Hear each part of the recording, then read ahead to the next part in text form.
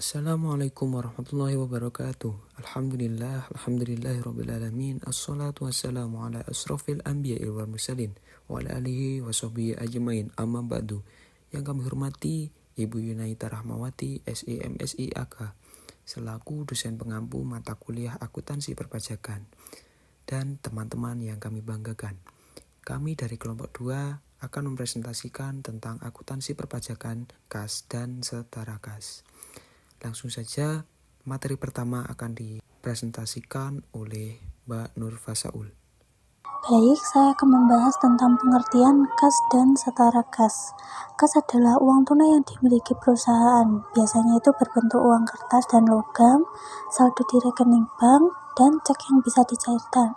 Sedangkan setara kas adalah investasi jangka pendek yang sangat liquid, mudah dikonversi menjadi kas, dan memiliki resiko perubahan nilai yang sangat kecil. Biasanya jatuh temponya kurang dari 3 bulan sejak tanggal perolehannya.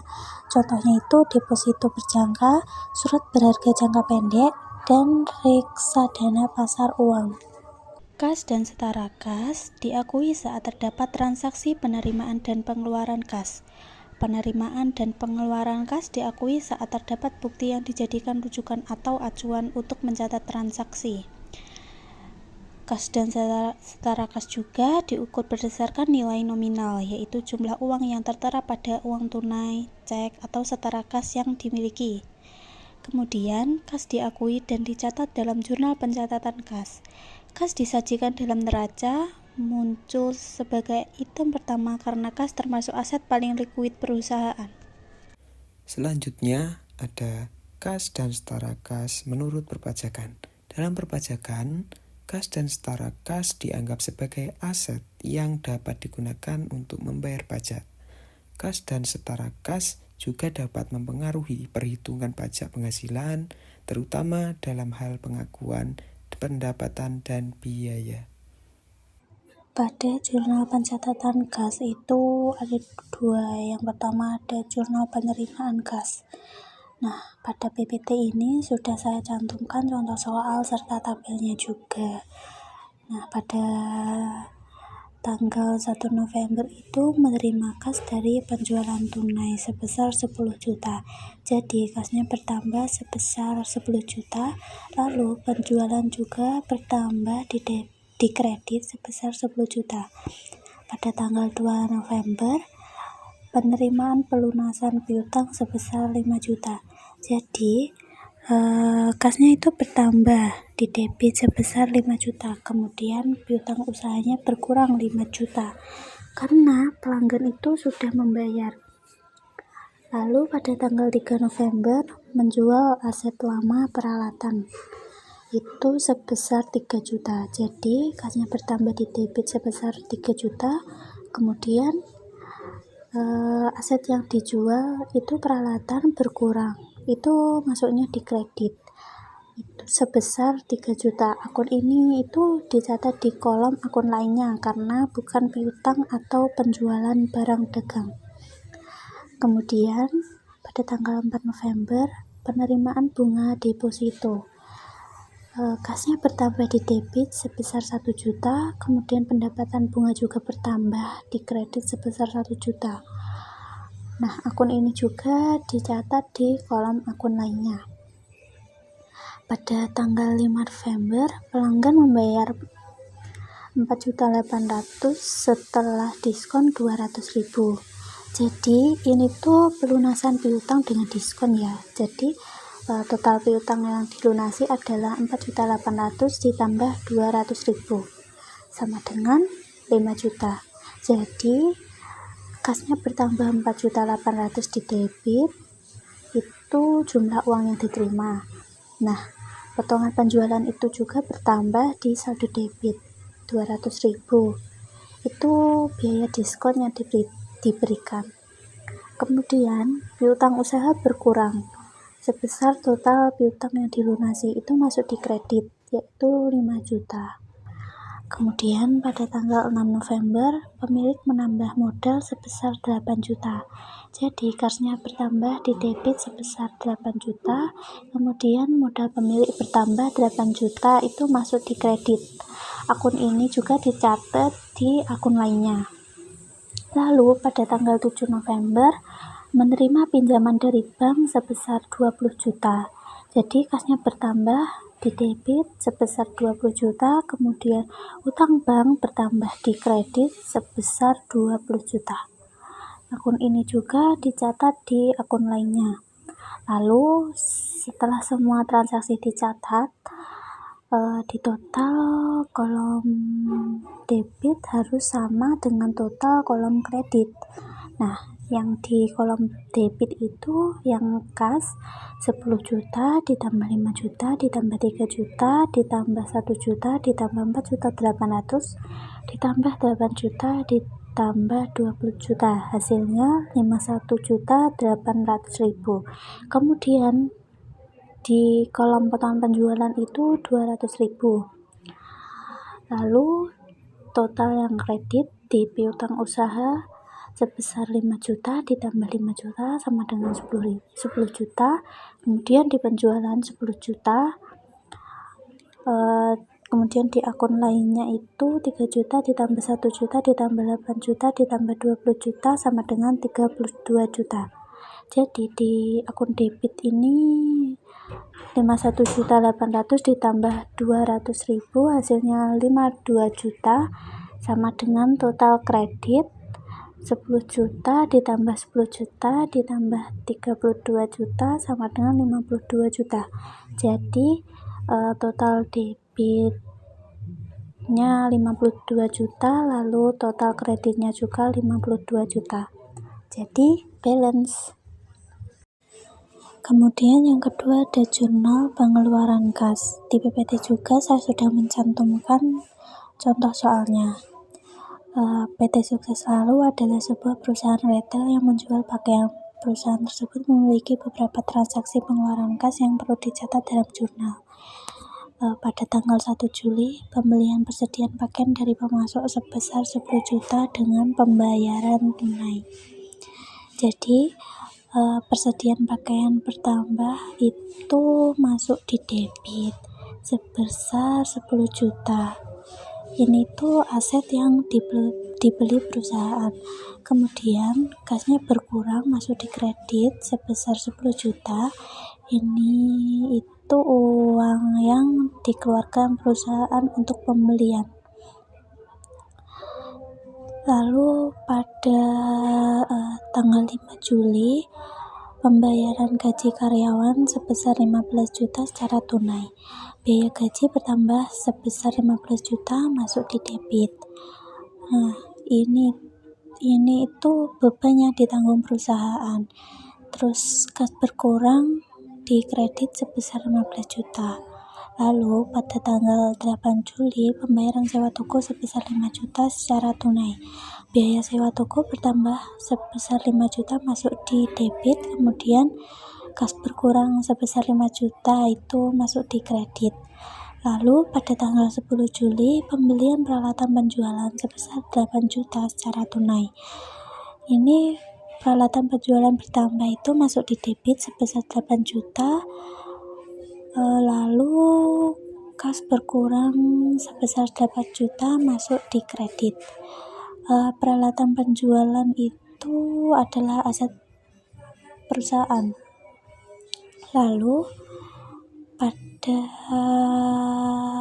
akhirnya itu di total pengeluaran kas dan itu jumlahnya jadi 10 juta ditambah 15 juta ditambah 5 juta ditambah 8 juta, hasilnya 38 juta. Selanjutnya ada kas kecil. Kas kecil atau yang biasa dikenal dengan petty cash adalah dana tunai yang disediakan perusahaan untuk membiayai pengeluaran dengan jumlah relatif kecil dan sifatnya rutin. Dana ini biasanya digunakan untuk keperluan sederhana seperti membeli materai, membayar ongkos kirim, menyediakan konsumsi rapat atau biaya transportasi singkat. Tujuan utama adanya kas kecil adalah agar transaksi-transaksi kecil tersebut tidak perlu dibebankan langsung ke kas utama atau bank, sehingga proses pencatatan dan pengelolaan keuangan menjadi lebih praktis dan efisien. Terdapat dua metode pencatatan pada kas kecil. Yang pertama adalah metode impres atau metode tetap.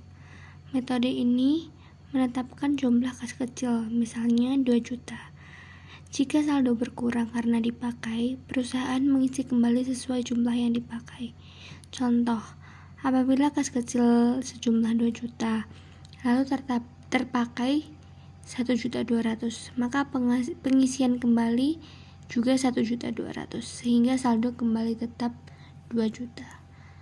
Metode ini memiliki kelebihan yaitu lebih mudah mengontrol karena saldo selalu sama, tetapi juga memiliki kekurangan yaitu membutuhkan pencatatan saat pengisian kembali.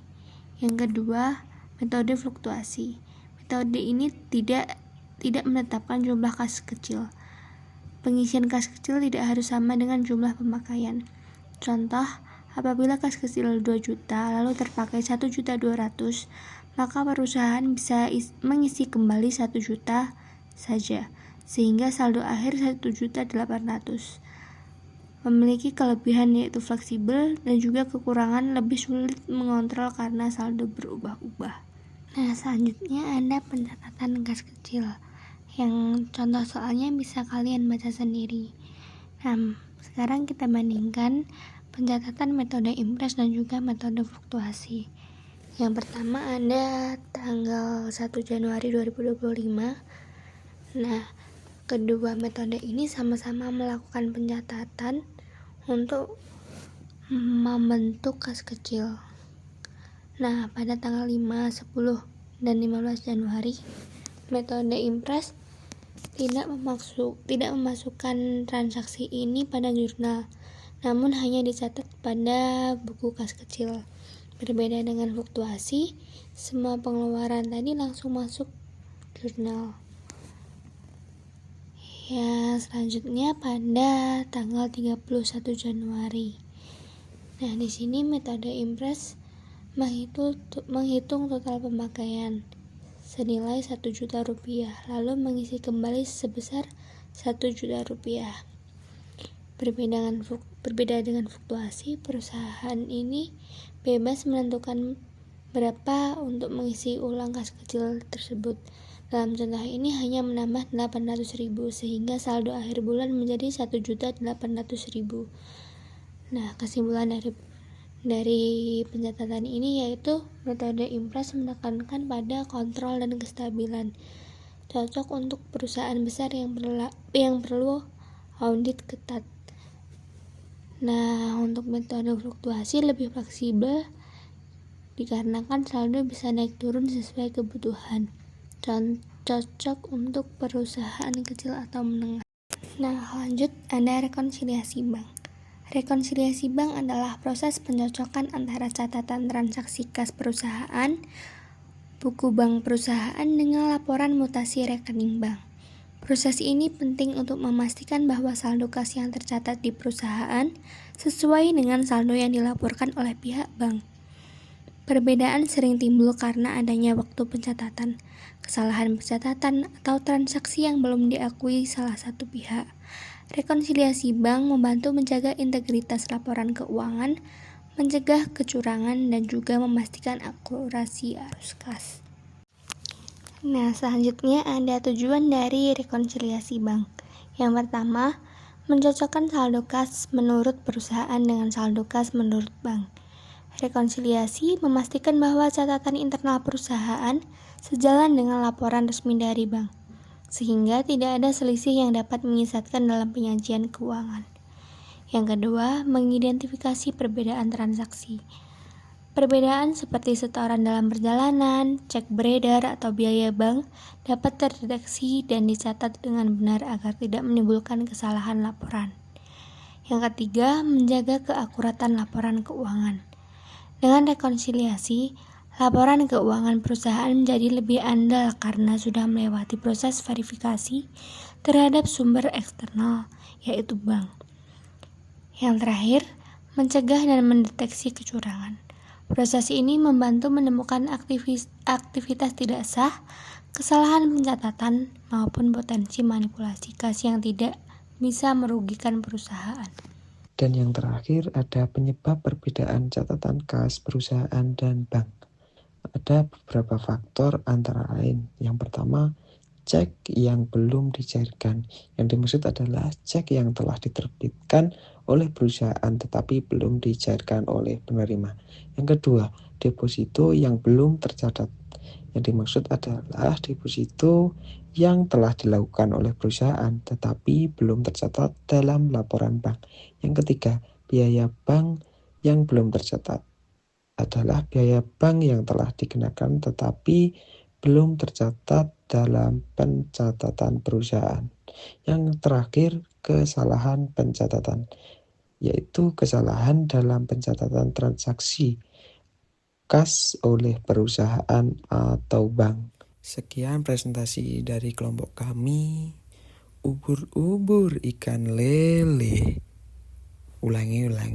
Kurang kompak sekali lagi ya. Ubur-ubur ikan lele. Cemungut ya le. Maaci. Hope you.